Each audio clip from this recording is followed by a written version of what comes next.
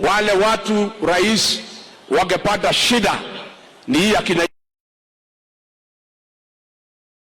Ichung'wa kangekuja hapa, kwa sababu ni wasaliti wa jamii yetu na ni watu ambaye wametukana jamii, ati wanasema sisi ni wakabila na hao ni Kikuyu. Hao vijana yako rais, nilikuambia kabla hatujakana kabisa, nikakwambia hao vijana utembea na hawa watakuweka kwa shimo.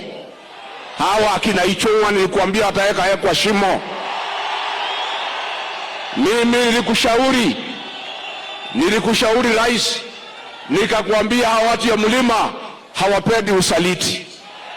I told you that betrayal is not forgiven among our people.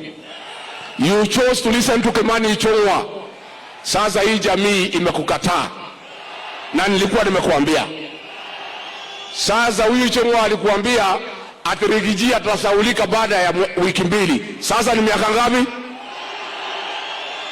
Mr. President, na kuomba ndugu yangu, you are my brother, I want to request you, tafadhali tafuta amani na hii jamii.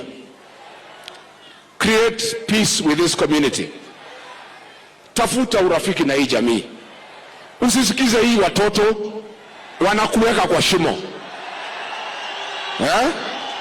Because rais, sisi tukikuchagua wewe, huku unaitwa Kamau, huku unaitwa Njoroge,